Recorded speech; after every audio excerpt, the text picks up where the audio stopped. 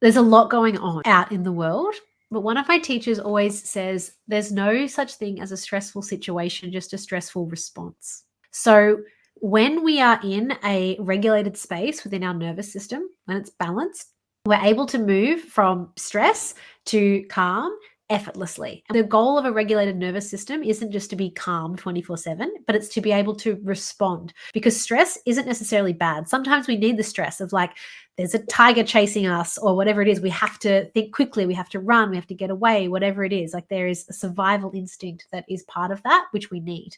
And then what happens is because of everything you've just mentioned, we're running from a tiger. All of those things have become the tiger 24/7. And we're so reactive to another event and another this and another bill and the money and blah, blah, blah, and it's just we're in reaction, reaction, reaction. But when we actually have techniques that bring us back into a more regulated nervous system, we can come up with a creative response. We can respond creatively to life. It doesn't mean that you sit down and write a book or paint a picture. It might be your creative response, but you're able to think more creatively around how am I going to approach that seemingly stressful event? How can I approach that from a place of love rather than a place of stress and anger and whatnot? For me, one of the easiest ways and most accessible ways is meditation. And like, obviously I'm biased because I'm a meditation teacher, but I know because I resisted it for so many years and I did everything else that I possibly could other than actually sit and meditate. My mum is a beautiful example of this. She started doing yoga when I started teaching it like over 10 years ago now. She can do crow poses and handstands and like all the things. She's amazing. But she always resisted the meditation. And it wasn't until a couple of years ago when she turned 60 that she was like, okay, I'm finally ready for you to teach me to meditate. And I taught her to meditate and she was like, this is the first time in 60 years that I've actually sat and just done nothing. I've actually just experienced being with myself, beyond thoughts, just literally no other distractions, nothing else, just in being. And I'm like, wow, that is amazing.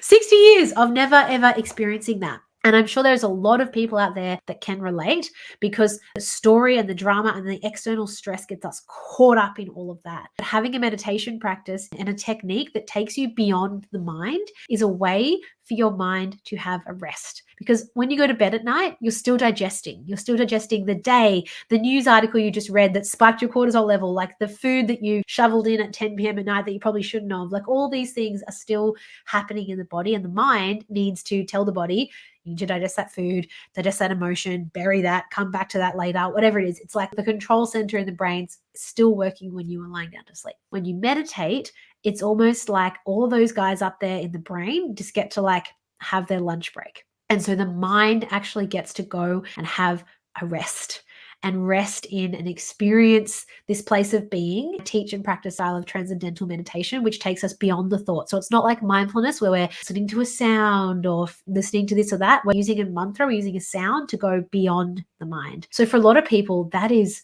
such a welcome, I don't want to use the word escape, but break from everything else that's going on, right? Like going on to an internal spa. You know, when you're in a spa and the nice music's playing and you feel like, oh, this is just so peaceful. In that space within yourself, you're giving your nervous system an opportunity to recover from stress, to be able to do its own repair work so that when you come out of that, you're a little bit more equipped to meet the demands of life. And this is what all of these self-care practices are about. It's not necessarily just about this, oh, I went and had a massage and it solved all my problems. It's looking at what are these things that we're doing to nurture our nervous system so that we can meet the demands of life. And the demands of life, like the seesaw, is becoming very, very skewed. The demands are stacking up. And what happens when those demands stack up is people would neglect the self-care thing. The meditation class, the yoga class kind of goes out the window because can't afford it, don't have the time, it's not a priority. But then what's doing is depleting the tank. Kind of demands stack up and they feel even harder to even comprehend how you're going to cope with them. But when we actually even that out and go, we need practices that help us meet those demands so that we're kind of just, able to meet them and keep this beautiful sense of stability happening rather than, trying to achieve balance, because I don't think we ever really get into a balanced state. And if you're on a balance board, you're just wobbling 24/7 and it's actually kind of stressful. But how do you create stability within that? You have stability within your mind. And having a meditation practice is a beautiful and accessible, like you can do it anywhere. When you learn a technique, you don't need a teacher. You're not reliant on all these kinds of things. You learn a technique, it's yours to practice, to keep as you kind of transverse through life, and it helps keep you regulated so that you start to learn to respond to life rather than react. And doesn't mean that life isn't still seemingly hard or there aren't things you need to overcome, but you're responding to that demand rather than just going, another bill, full reaction, and just then spiraling everything else out of control. It's going, okay, this is hard right now. I can acknowledge this is hard, but also I can do hard things.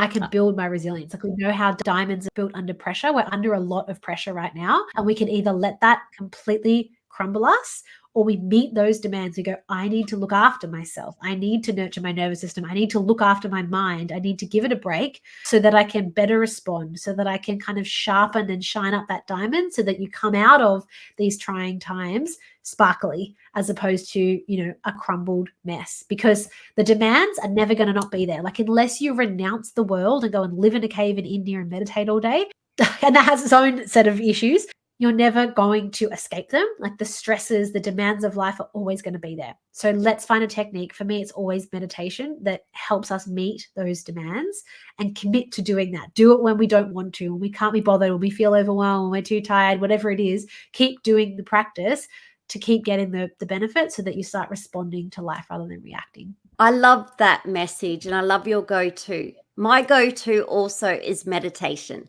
It's like a non-negotiable, and it must happen. It has to happen.